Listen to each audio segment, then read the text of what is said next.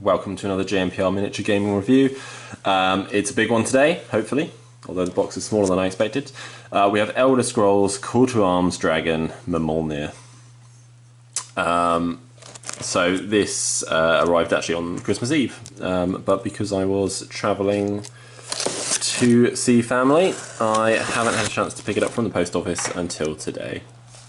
So here we go. We're going to take a look. We're going to probably spend a while cleaning them up and putting them together. So the before and after shots might be a little bit slower than normally, not that you notice that on screen. I don't even know how to open this box. Where is the tabs? Oh my god, this package is so well you can't even get to them. Okay, here we go. I also hope this isn't a horrendous trick build.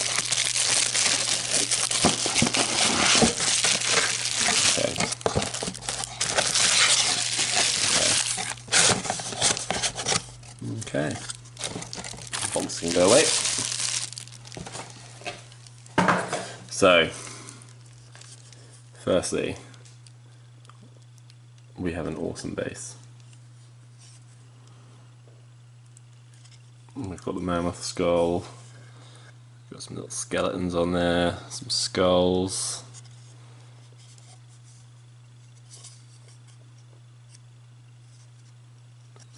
Nice and hefty. Okay, good start, good start. I'm hoping nothing is broken in these bags.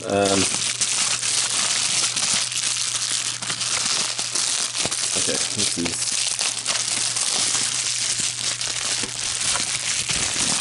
very obviously the winners.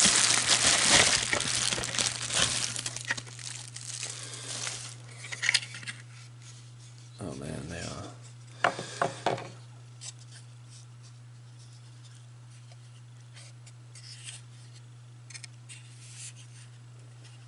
Okay, not very much to clean up there. It's not just already flaking off. Doesn't look like there's any obvious bubbles in the resin. It's worth checking over the bigger models. Wing number 1. I'm hoping if they do another dragon model, they have it in sort of like a flying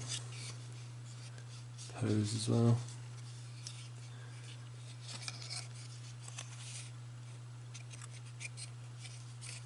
Again, just checking over the other wing there. Looks good. Looks very good, actually. Very smooth casting.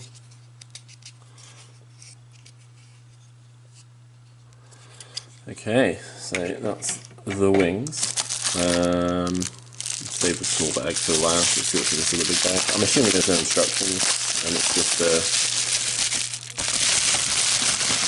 fairly easy to figure out build. Sure it will be. Okay. Oh, that is awesome. Check for any broken spines. No, looks good. Bit of cleaning up there. That is looking absolutely awesome.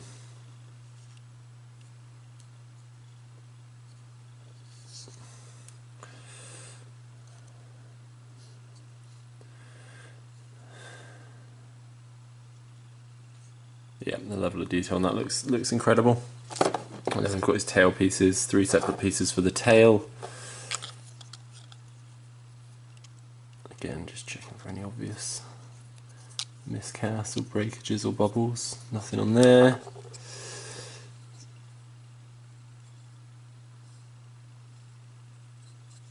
None on there.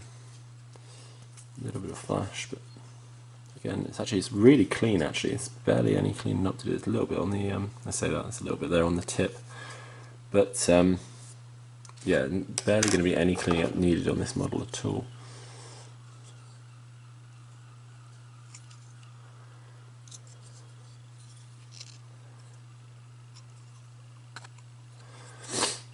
I'm not sure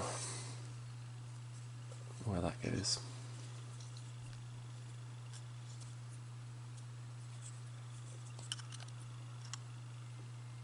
Yeah, I'll figure it out.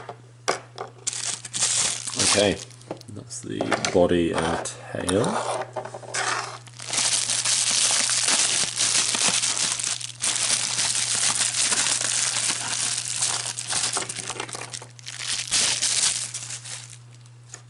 And now we have the head, legs, and claws.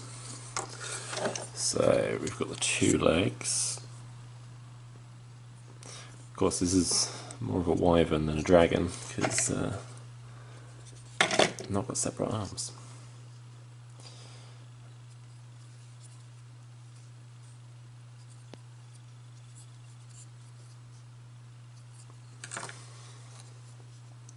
So 2 legs there.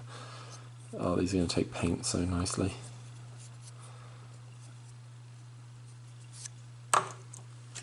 We've got the claws for the feet. Just remember to dry fit everything when I'm building this model so I don't glue any in the wrong position. And we've got the head, 2 parts.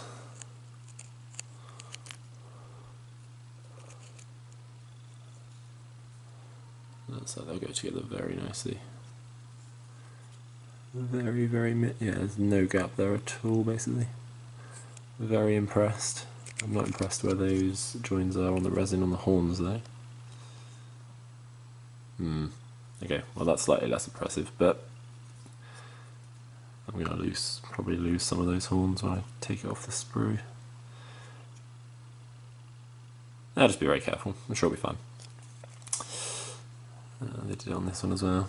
Well, I mean that was the only negative that I've seen so far, is that they've put the connections on smallish parts, but sometimes it's necessary. Whether it was this time or not, I don't know, didn't cast it, but these are all of the bits. So not a huge amount of parts actually. It's time to go and build it. Let's get these pieces washed, yeah, put together. See you in a bit. Here we have him. So still need to do a little bit of filling on a couple of the joins. Nothing too major. It went together really quite well. Yeah, a bit of time spent cleaning up the joints and things, but overall nothing that was too horrendous or time consuming. The main joint I think is the one around the neck here, and I think there's a small gap down here to fill. I did lose a bit of one of the toes when taking it off of the sprue as well, so there is a small joint. You can't really see it once it's on the base anyway. He's not glued on the base yet. It's a stunning model, it really is. And it did go, like I said, it did go together really quite well. I feel like the base is too small for it.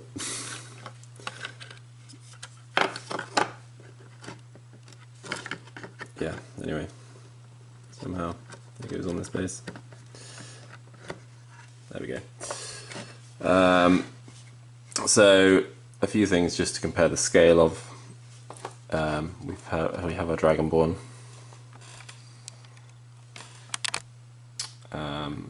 Yeah, so we have our archway pieces, so he wouldn't fit through that archway. If we were to have that on the table.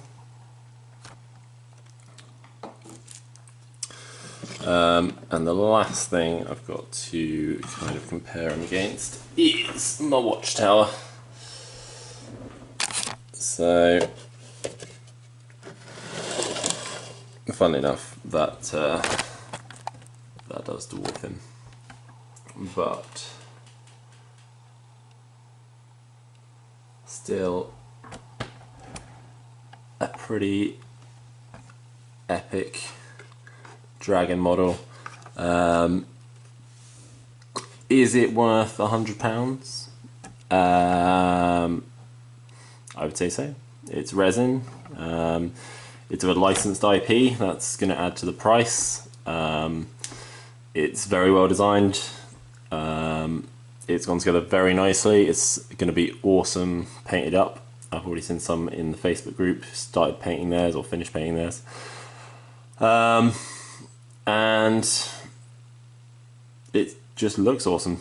So yeah, I would say it's worth the money, especially if you're an Elder Scrolls fan. If it wasn't an Elder Scrolls model, you'd probably end up paying a little bit less for it, but you are paying some of those licensing fees as well whenever you're buying models from a licensed game, and you just got to accept that. So this is a look at him. Hopefully you'll see him painted up, and we'll play the scenario that you get when they release it, because I'm pretty sure it's not released yet. I'm pretty sure they email you if you buy the dragon. So yeah, that's a look at Mirmulnir. I've got the other Draug sets now as well, so we'll be looking at those future video. And thanks for watching. Look forward to showing you more Elder Scrolls stuff in the future.